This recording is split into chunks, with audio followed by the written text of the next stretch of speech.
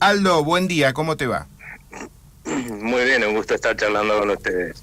Bueno, mira Aldo, ya habiendo escuchado sobre la propiedad intelectual, como bien dije, la presentación tuya, muy lindo video, te tiro la primera, nada relacionado con esto. Mira, hace unos días atrás salió en los medios diciendo desconcierto en el mercado por la venta de 1.100 millones del Tesoro al Banco Central. El Banco Central debió imprimir 43.700 millones para que Hacienda pudiera hacer frente a sus erogaciones, lo que contradice el compromiso con el Fondo Monetario Internacional. A ver, explícanos estos. Imprime más dinero, hay mayor circulación de plata en el mercado. ¿Cómo se entiende eso? A ver, no contradice el acuerdo con el fondo porque lamentablemente surge de una imposición del fondo, ¿sí? Que fue que no podía vender durante el año pasado cierta parte de los recursos que el mismo fondo nos mandó para pagar, entre otras cosas, gasto corriente, porque tenemos todavía una situación de déficit primario, o sea que no solamente no alcanzamos a pagar con los recursos que genera el Estado, los recursos genuinos, lo que es las tasas de la parte de intereses, ¿sí? Sino que que además no podemos pagar el gasto corriente. A partir de ahí surgió la necesidad de vender estos recursos antes y resulta que el Fondo Monetario no lo permitía vender en el mercado, cosa que se va a empezar a hacer a partir de ahora, ¿sí? A partir del 1 de enero de este año, y el Banco Central en eso justificó el haber comprado estos dólares emitiendo. ¿Cuál es el problema? Que en realidad, más allá del compromiso que pueda tener el Banco Central y el gobierno con el fondo, hay un compromiso con la gente. Y ese compromiso con la gente, lanzado en el plan y en el programa de política monetaria por esta nueva administración del Banco Central, decía que solamente se iba a emitir pesos cuando tocara, como pasó ayer, el piso de la banda, el valor del dólar, y ahí iban a comprar hasta 50 millones de dólares y iban a dejar esos pesos en el mercado, porque tienen un techo para emitir. Se han fijado un techo para emitir, ¿no? Que solamente varía para arriba, sube, en la medida que hace estas compras como las que hizo ayer de 20 millones de dólares. Bueno, los pesos que emitió van a quedar sumados a ese techo de emisión. Ahora, como hay que cumplir ese techo de emisión, si el Banco Central sale y le compra al gobierno dólares, lo que hace es emitir pesos. Ahora, esos pesos no pueden quedar en el mercado, porque si quedan en el mercado, cosa que no sucedió efectivamente, lo que termina sucediendo es que la base monetaria empieza, la cantidad de pesos en el mercado supera el techo que ellos mismos se fijaron y que nos prometieron respetar. Entonces, ¿qué es lo que tiene que hacer el Banco Central? Y que eso es gravísimo. Se tiene que endeudar nuevamente, emitiendo estos títulos que se llaman LELIQs y que pagan tasas carísimas, carísimas. ¿Por qué es esto malo? Porque ya lo hemos vivido, ¿sí? Durante la gestión de Federico Sturzenegger, el gobierno nacional y algunas provincias que tenían capacidad, como no alcanzaban a pagar sus gastos en el enorme déficit lo que hacían era salir a buscar plata en el mercado afuera, en el mercado internacional, traían esos dólares de deuda a la Argentina, y como no querían que el dólar bajara cuando llegara esa cantidad de dólares que se ofrecían en el mercado local, le decían al Banco Central, emití para comprarlo. Entonces el Banco Central, ¿qué hacía? Emitía para comprarlo. Ahora, como eso genera un montón de inflación, al mismo tiempo por el otro lado el Banco Central decía, bueno, no puedo dejar esos pesos para que sigan aumentando y acelerando cada vez más la inflación, y la sacaban con las famosas LEBACs, ¿sí? Esas famosas LEBACs que nos llevaron a una crisis, fueron uno de los puntos importantes que nos llevaron a la crisis cambiaria que tuvimos en el año 2018. Entonces, y que también pagaban unas tasas de interés astronómicas, y que también el Federico Sturzenegger decía, bueno, no, pero si yo estoy endeudándome para comprar dólares, eso no afecta la solvencia del Banco Central, lo cual es mentira. Es mentira, ¿por qué? Porque imagínate que esa deuda con la que se compraban las reservas, ¿sí?, pagaba tasas de interés de por arriba del 30%. O sea que para que $1 que vos tengas en tus reservas, ¿sí?, crezca al valor de 30% anual, vos tenés que tener una devaluación del 30% anual, ¿no? Cosa que no sucedió durante un tiempo, y sucedió todo de golpe el año pasado, y implicó lamentablemente lo que vimos, un banco central que terminó empobreciéndonos a todos al destruir el valor de nuestra moneda. Por eso es que todos los economistas automáticamente hemos salido a reclamarle que esto no se vuelva a repetir, y la promesa del Banco Central es que no se va a volver a repetir. Bien, las LEVAC ya fueron. Hay que recordar a los oyentes que la LEVAC fue un invento de Aldo Pinganelli de los 2000 y pico en adelante. Ahora inventaron las LELIQ. Es otro gran explosivo, ¿no?, que pone a la economía más volátil todavía. ¿Qué opinas vos? Sin lugar a dudas es un riesgo, pero es un riesgo más en el mediano plazo. Hoy tenemos lamentablemente tantos riesgos, y algunos mucho más urgentes, que si no los resolvemos antes, probablemente esto, las LELIX ni llegan a ser un problema, van a llegar a tener el volumen para estallar. Como bien vos dijiste, las inventó hace ya mucho tiempo a las LEVACs Aldo Pinganelli, pero donde tuvieron una explosión y lamentablemente generaron la bomba que terminó estallando durante 2018 fue durante la gestión de Federico Sturzenegger, ¿no? Esto es algo que lleva tiempo, pero que va teniendo, es como una bola de nieve, ¿no? Vos agarrás, tirás una bolita de nieve arriba de la montaña y decís, ¿qué puede llegar a pasar, no? Y nada, mirá la chiquitita que es esta bolita de nieve. Ahora, cuando empieza a juntar mucha nieve, esa bolita se vuelve cada vez más grande hasta que es una avalancha y puede arrasar una ciudad, ¿no? Bien, yo creo que va aunado a lo que te voy a decir ahora. Al haber mucho dinero depositado, el Estado te está cobrando un porcentaje por acumular mucha plata. A ver, explícanos esto, por favor. No, lo que ha sucedido, eso también es a partir de lo que en parte, por supuesto, de esto que es haber depreciado el valor de nuestra moneda en forma espectacular, tener un sistema financiero que lamentablemente, fruto de las estafas que se cometieron desde los distintos gobiernos a través del sistema financiero, ¿no?, robándole la plata a la gente de los depósitos de los bancos. Nosotros la verdad que tenemos un uso de efectivo muy alto y una inflación muy alta. Esa combinatoria la verdad es que es letal, porque implica que tiene que haber muchos billetes en el mercado, ¿sí? En la época de Federico Sturzenegger también lo que empezó a pasar es que el Banco Central increíblemente les dijo a los bancos que no iba a recibir más los pesos, ¿sí? O sea, ellos podían, los pesos que recibían antes, ¿no?, si no tenían lugar para guardarlos en sus propios cofres o cajas de seguridad, lo que hacían los llevaban en un camión y los dejaban en el Banco Central y hacían un depósito de efectivo en el Banco Central, de ese efectivo que a su vez la gente le había depositado al banco, ¿no es cierto? Bueno, como la cantidad de moneda que hay hoy es fenomenal, ¿sí?, lamentablemente impresa, ¿sí?, en papelitos que por ahí no valen nada, más cuando no había billetes como ahora de 500 y de 1000 pesos y de 200 pesos, eran todos de 100. En ese momento lo que se hizo fue, el Banco Central le dijo, miren muchachos, ustedes guarden la plata, yo se las contabilizo como me la trajeron. Pero claro, los bancos dijeron, pará, ¿dónde la guardo? No, pues a mí ya no me cabe más adentro de mis cajas de seguridad.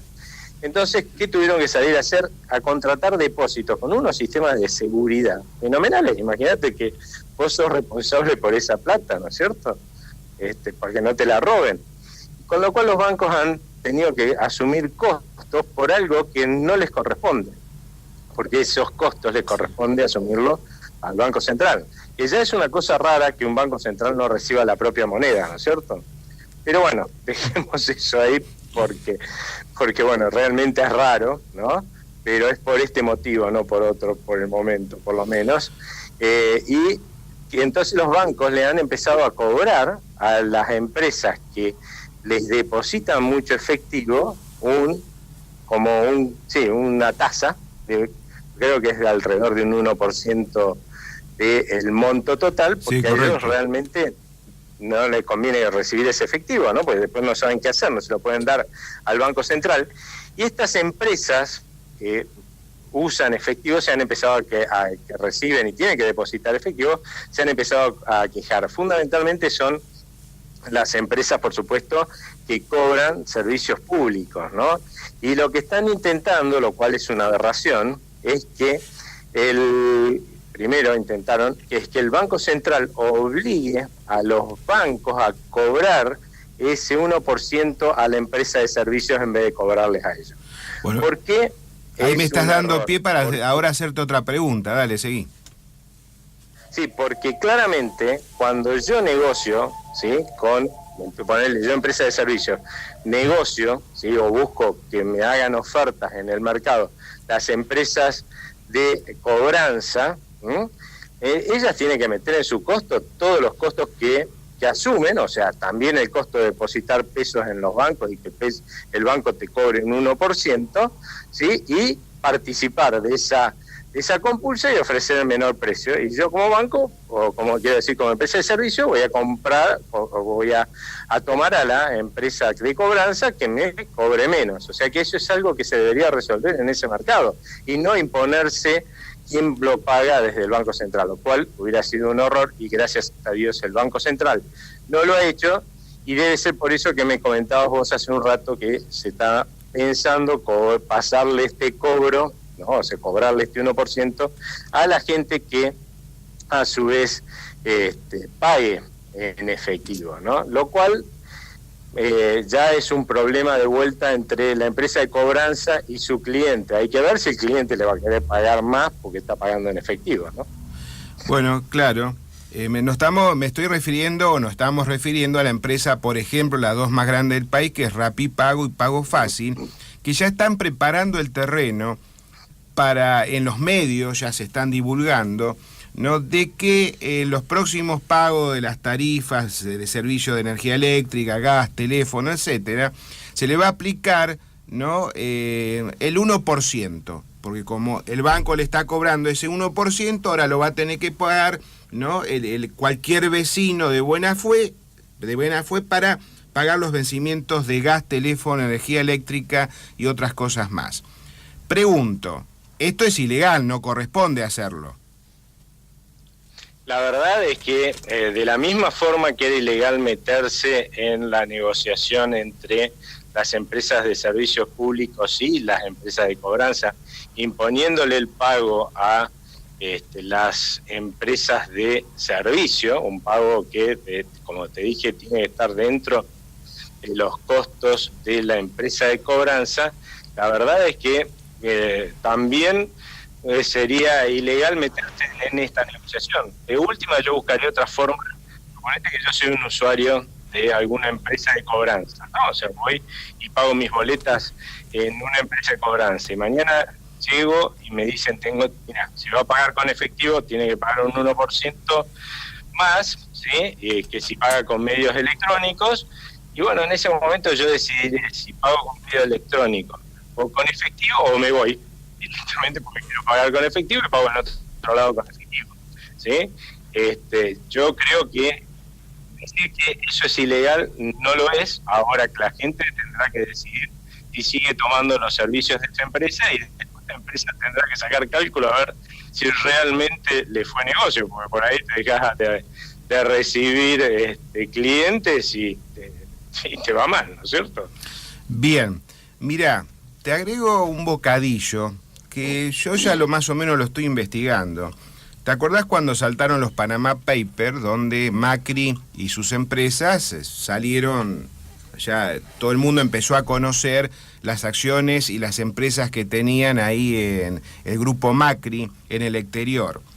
Y acá yo tengo un informe que dice que Macri controla activos importantes como la concesión de Correo Argentino, emprendimientos agroalimentarios, las constructoras Ideco, Pago Fácil y empresas alimenticias de peso en Brasil.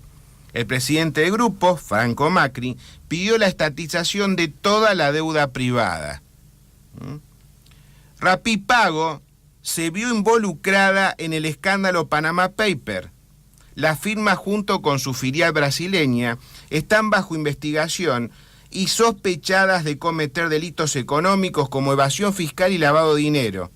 Estamos hablando de Rapipago Brasil, que tiene que ver con Rapipago Argentina, filial de la empresa argentina. A través de la empresa con domicilio en las Islas Bahamas, Flame Trading estuvo activa y participó del intento de holding propiedad del empresario Mauricio Macri para instalar Pago Fácil en Brasil también. ¿Qué me contás sobre esto? ¿No será que está preparando el terreno para obtener mayor ganancia el grupo Macri? No, de vuelta, yo la verdad es que lo que sí podría uno ver es qué grado de colusión, y para eso existen sí mecanismos dentro del Estado, como es la Secretaría de Defensa del Tribunal de Defensa de la Competencia, que debería en todo caso, si queda alguna duda, ver si no hay algún mecanismo en el que se puedan cartelizar las empresas de cobranzas para al mismo tiempo todas salir a cobrar este 1% por el efectivo. Si sucediera algo así, eso sí es reclamable por las asociaciones de consumidores, por la gente, ¿no? Ante este Tribunal de Defensa de la Competencia, porque sería ilegal, ¿sí? Pero no veo que una empresa decida cobrar más a sus clientes sea ilegal de por sí, porque lamentablemente esa empresa después tendrá que lidiar con el hecho de que yo creo que si a mí me cobras más y otra empresa, me voy a otra empresa y vos no sé cómo te lo vas a arreglar para sobrevivir, ¿no? Claro, claro. Bien, cambiamos de tema.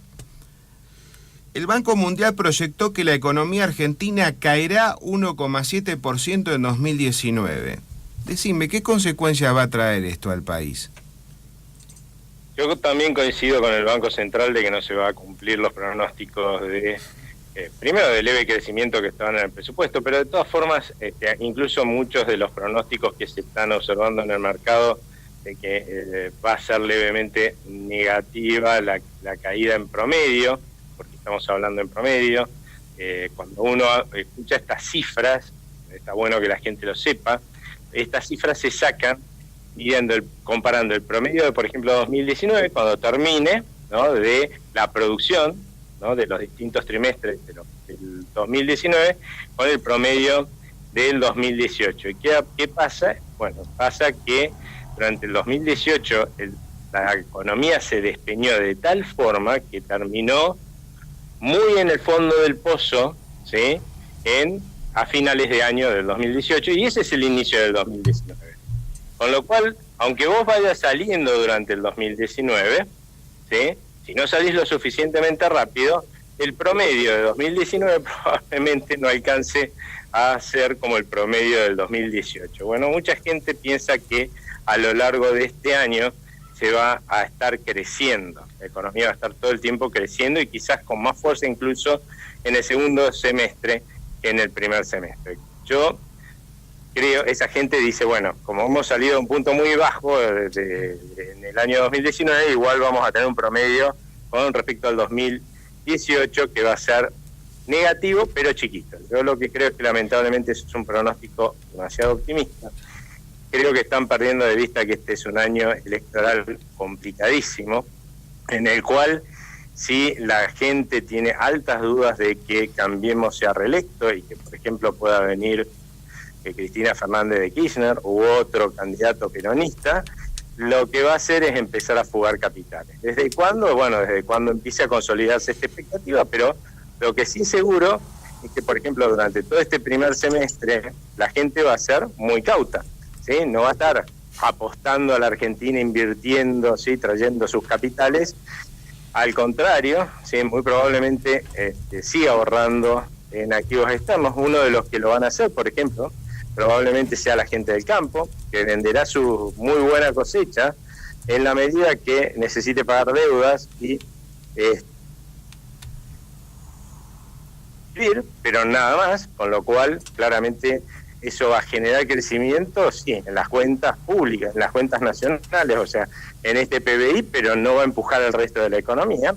Y en el segundo semestre creo que la incertidumbre electoral puede ser muy alta. Y si es muy alta, lamentablemente la gente va a fugar mucho más capitales. Ahora imagínate, ¿no? Y que la gente se imagine un paciente en el que se está desangrando, o sea, que está perdiendo justamente esto que lo hace vivir, que es la sangre, ¿no? Y bueno, la verdad es que el ahorro de la gente, el crédito que se genera con ese ahorro en la economía, es la sangre de la economía, ¿no? Entonces, imagínate a esta economía perdiendo sangre, de la misma forma que a tu paciente que está perdiendo sangre no le va a pedir que corra una maratón, a esta economía tampoco se lo vas a poder pedir. Como mucho le va a decir quédate quieto al paciente, y eso va a ser la economía. Y lamentablemente vamos a ver un segundo semestre que, más allá de la leve recuperación que tenga en el primero, se va a tender a desacelerar al principio y seguramente va a tener una caída del nivel de actividad ya hacia el final, con lo cual es muy probable que estemos más cerca de los pronósticos del fondo de caída del PBI este año que de lo que es las proyecciones del gobierno, ¿no? Claro, y a eso hay que sumarle este gran condimento volátil que tenemos, que hay una polarización entre dos fracasados, ¿no? Que es el PJK y lo que es ahora el desgobierno de Mauricio Macri. Es bastante complejo el tema. Yo te diría que ahí hay una gran diferencia, igual, porque ojo que uno podrá decir, bueno, a Cambiemos evidentemente no le ha ido bien económicamente, pero todavía hay una diferencia con lo que es la señora Cristina Fernández de Kirchner, que es la diferencia de dónde quieren ir, ¿sí? El barco de Cristina Fernández de Kirchner claramente a donde quiere ir es a Venezuela, basta ver lo que está pasando allá. El barco de Cambiemos por lo menos quiere ir, no sé, a Chile, Perú, España. Ahora, claramente alguien le vendió un GPS equivocado. Bueno, eso es lo que me está preocupando, Aldo, estamos a la deriva. Y bueno, pero a ver, discúlpame, pero si a mí un capitán del barco me dice que va a Cuba o a Venezuela, yo me bajo, ¿sí? No, está bien, pero cuidado con la felonía. Convencerlo. Sí, hay que tratar de convencerlo de que cambie el GPS, por lo menos. Claro, pero ellos saben muy bien que tiene que cambiar el GPS y no lo hacen. Esa es la preocupación mía y de muchos argentinos. ¿Me interpretás lo que te digo, no? Sí, no, y es la preocupación obviamente de la Fundación Libertad y Progreso, y todo el trabajo que hacemos día a día, que es muchísimo, es justamente para empujar al gobierno a que asuma que le ha errado con el GPS y que lo tiene que cambiar y hacer las cosas que usualmente deben hablar en tu programa, para que justamente podamos llegar de la forma más rápida posible a hacer estos países, ¿no? A hacer como Chile, ya ni siquiera estoy hablando de países europeos o desarrollados, digamos de los primeros, que están primeros en el ranking. Chile, que es un país que progresa, Perú, que ya se sumó hace menos tiempo a los países que progresan, pero progresa, ¿sí? Y nosotros la verdad es que podemos no solamente ser como ellos, podemos ser mejores, ¿sí? Tenemos la capacidad. Ahora, evidentemente, nos ha faltado en algunos tiempos voluntad, porque queríamos ser como Venezuela, y en otros momentos, la verdad, la capacidad de elegir el GPS adecuado. Agrego. El barco está caminando. Macri dice que nos quiere llevar a un sistema estadounidense, europeo, bien republicano. Pero tengo miedo que el barco se quede sin combustible, pase cerca de Cuba y diga, no, mira, nos quedamos sin combustible, anclamos acá. Y ahí quedamos mal parados, mi estimado Aldo. Ese es el temor mío, ¿me interpretás, no? Sí, no creo que eso sea lo que pase. Sí creo que lamentablemente si fracasase este gobierno y no hubiera una alternativa que tenga un GPS que realmente nos lleve a donde queremos ir, por lo menos supongo vos y yo y los que nos están escuchando, sí, que sea un país más normal, con instituciones que funcionen, en donde sea el sector privado, que es, además, no que sea, que es el que realmente genera el crecimiento, porque si no nos vamos a quedar esperando ese desarrollo y ese progreso del Estado eternamente, porque nunca va a llegar.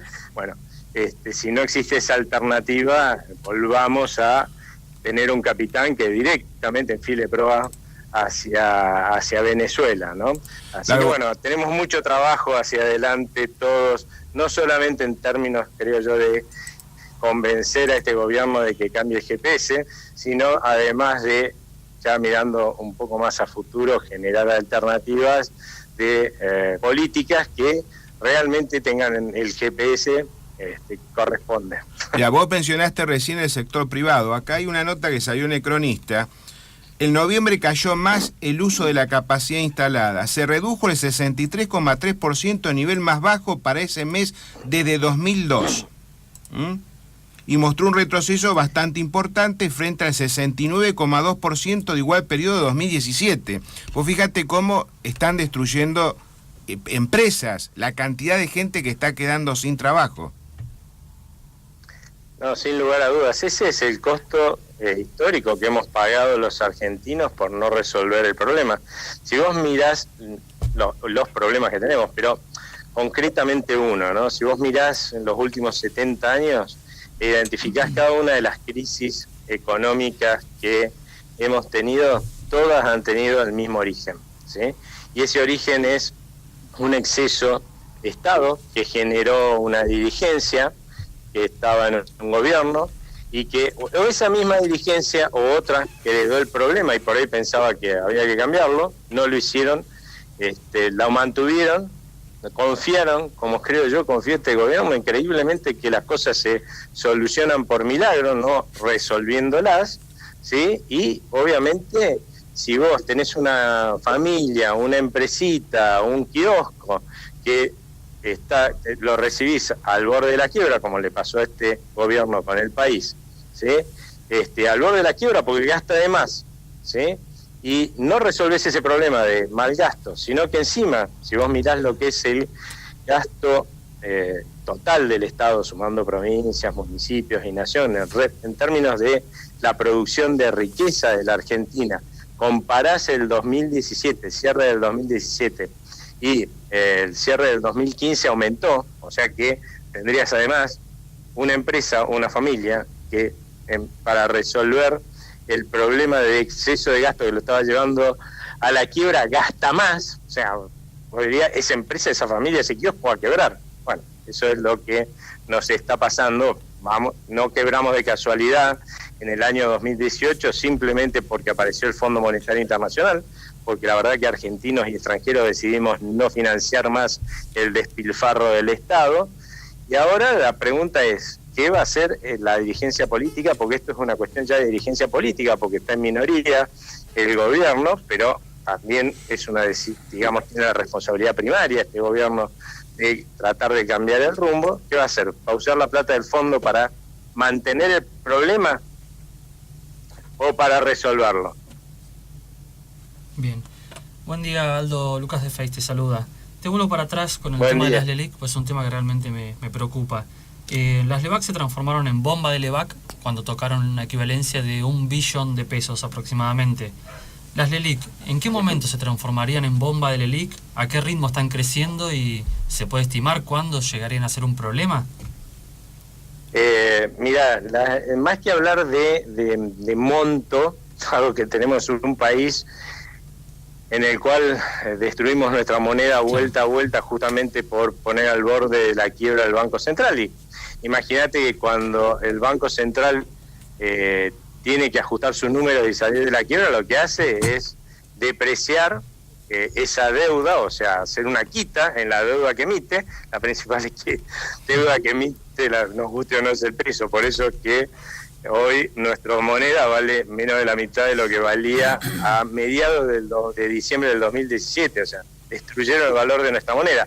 Ahora, fíjate vos que con haber destruido el valor de nuestra moneda, el monto de deuda del Banco Central, en términos de las reservas del Banco Central y de los activos del Banco Central, ha pasado a ser muchísimo menor, porque esa deuda estaba en pesos, ¿sí? Pasó a la mitad. Es cierto que muchos de mis colegas festejan esto. Yo cada vez que festejan le digo, mira, la contrapartida de eso es que somos todos más pobres. O sea, yo no tengo nada para festejar, ¿sí? Porque obviamente haber destruido el poder adquisitivo de nuestra moneda nos ha hecho a todos más pobres. Pero lamentablemente particularmente a los más pobres, que son los que menos se pueden defender de la inflación. O sea, esos son los que se han vuelto más pobres, y es lo que reflejan las estadísticas, por otro lado, ¿no es cierto? O sea, no estoy diciendo nada que ya no esté mostrando las estadísticas. Así que eso hay que tenerlo bien en cuenta. Ahora, hemos partido de un nivel entonces de deuda en términos de lo que vale realmente, que tiene el Banco Central, muy chiquito, por todo esto horrible que acabo de contar, ¿no? Claro. A costa de empobrecernos a todos los argentinos. Con lo cual, para que llegue a ser un problema, según nuestros cálculos, deberíamos estar hablando de 2020. Por eso yo decía hace un rato, ¿sí? Esto no quiere decir que no la tengamos que resolver cuanto antes, ¿sí? Sí, sí. Pero nos guste o no, hoy tenemos problemas mucho más urgentes, que si no los resolvemos mañana, o el próximo mes, o dentro de 3 meses, nos van a llevar a una crisis mucho antes. O sea que, de que las LELIQ sean un problema, ¿no? En todo caso, lo que sí sabés es que si en algún momento surge un problema en otro lado, ¿sí? Por algún otro motivo surge una corrida cambiaria, Claro. ¿sí? El problema de las LELIQ se va a sumar, y cuanto más grande sea el monto de LELIQ va a ser peor. Pero hoy, lamentablemente, hay otros factores, ¿sí? Otras dudas, por ejemplo, esto de ver un Estado que los políticos defienden, un gasto público, los políticos defienden a toda costa, y que ha generado ya la percepción en gran parte de los argentinos y de los extranjeros de que la Argentina va a resolver este problema de exceso de gasto como lo hizo siempre, con otro default. Y eso es lo que estás viendo en la percepción de riesgo país, ¿no es cierto? En este indicador que se llama riesgo país. Tal cual. Bien, Aldo, has sido muy atento. No te vayas, por favor, después quiero hablar en línea privada con vos, no cortes. Bien, Aldo Abraham, economista, en Yugo o Libertad, FM 100.5. Nos pueden ver por internet, en www.radioaltavoz.com.ar. Y no nos olvidemos que el domingo, Sí. en Plaza Moreno. En Plaza Moreno, los chicos libertarios van a 18 interactuar 20. con los platenses. Acérquense, hay que hacer afiliaciones, se va a trabajar en conjunto.